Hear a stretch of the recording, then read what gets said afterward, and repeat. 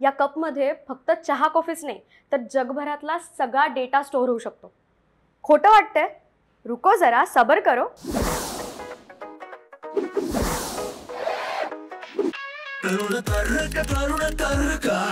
नमस्कार, मी भैरवी आज तरुण तर्कमध्ये एक गरमागरम इन्व्हेन्शन घेऊन आले।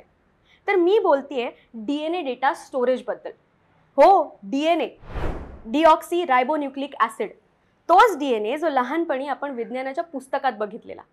थोडक्यात सांगायला गेलं तर डीएनए म्हणजे ह्यूमन बॉडीचं स्टोरेज डिव्हाइस। प्रत्येक मनुष्याचा विशिष्ट असा डीएनए त्याच्याबद्दलची तपशीलवार माहिती स्टोअर करतो। त्या माणसाचा रंग, त्याचे डोळे कसे आहेत, केस कसे आहेत एवढंच नाही तर त्या माणसाचा स्वभाव कसा आहे इतपत माहिती डीएनए मध्ये वर्षानुवर्ष स्टोअर्ड राहते। हीच माहिती डीएनएद्वारे एका पिढीकडून दुसऱ्या पिढीकडे पास ऑन होते। तसंच जसं आपण एखाद्या पेन ड्राईव्हने किंवा हार्ड डिस्कने एका सिस्टममधून दुसऱ्या सिस्टममध्ये डेटा ट्रान्सफर करतो, असं जर असेल तर आपण दुसरी कोणती माहिती डेटा या डीएनएमध्ये स्टोअर करू शकतो का? या प्रश्नानेच डीएनए डेटा स्टोरेजसाठीच्या संशोधनाला सुरुवात झाली। डेटा स्टोअर करण्यासाठी डीएनए वापरायची कल्पना खरं तर अमेरिकन भौतिकशास्त्रज्ञ रिचर्ड फाइनमन यांनी 1959 पूर्वीच सुचवली होती, पण काही कारणास्तव ही कल्पना प्रत्यक्षात उतरू शकली नाही। 2012 मध्ये जेव्हा संशोधक स्टेफनी लेमेयर आणि प्रियर क्रोझे यांनी डीएनए ड्राईव्ह टेक्नॉलॉजी डेव्हलप केली तेव्हा डीएनए डेटा स्टोरेजच्या संशोधनाला नवी ऊर्जा मिळाली। पुढे जाण्याआधी स्टोरेज डिव्हाइसेसमध्ये डेटा स्टोअर होतो कसा हे सांगते। फोटोज, व्हिडिओज, गाणी असा कोणताही डेटा सगळ्यात आधी बायनरी कोड फॉर्मॅटमध्ये कन्वर्ट केला जातो। या प्रोसेसमध्ये 0 आणि 1 या आकड्यांचे वेगवेगळे कॉम्बिनेशन्स तयार करून हा डेटा कॉम्प्युटर किंवा स्टोरेज डिव्हाइसमधल्या रेजिस्टर नावाच्या एका छोट्याशा पार्टमध्ये स्टोअर केला जातो। आता या नवीन डीएनए डेटा स्टोरेज पद्धतीत इंडिव्हिज्युअल डीएनए स्ट्रँड्स या रेजिस्टर्सची जागा घेतील, पण डेटाला स्वतःची फिजिकल स्टेट असते की नाही?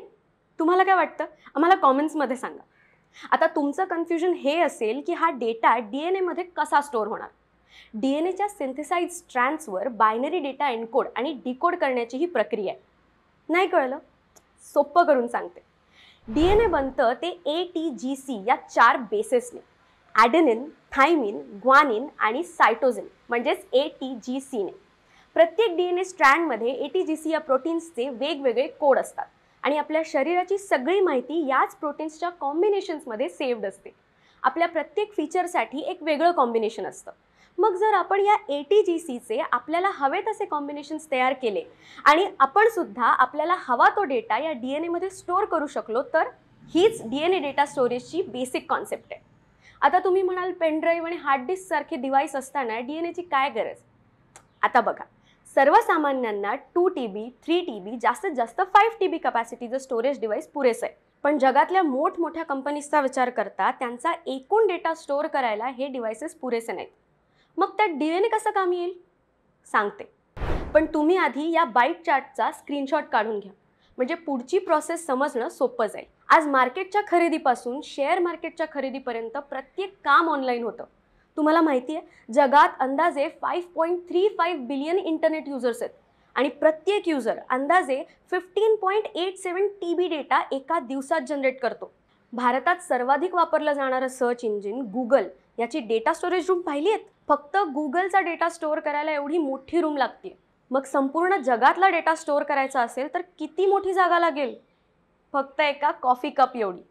अहो खरंच ही कमाल डीएनए स्टोरेजने शक्य आहे, कारण फक्त 1 ग्राम डीएनए मटेरियलमध्ये 215 पेटाबाईट स्टोरेज कॅपॅसिटी आहे। म्हणजे किती? म्हणजे जगभरात आत्तापर्यंत तयार झालेले सगळे मूवीज, फोटोज, व्हिडिओज, गाणी हे सगळं स्टोअर करून सुद्धा त्यात थोडीशी जागा शिल्लक राहील, इतकी स्टोरेज कॅपॅसिटी। आणि म्हणूनच व्हिडिओच्या सुरुवातीपासून हे म्हटलंय की जगभरातला सगळा डेटा अर्ध्या कॉफी मगच्या आकाराच्या डिव्हाइसमध्ये स्टोअर करू शकतो। पण प्रत्येक नवीन इन्व्हेन्शन सोबत नवीन अडचणी पण येतात, जसं की यासाठी लागणारा वेळ। सध्या जर आपण एखादा फोटो या डीएनए स्टोरेज डिव्हाइसमध्ये स्टोअर करायचा म्हटलं तर त्यासाठी साधारण 30 ते 40 दिवस लागतात।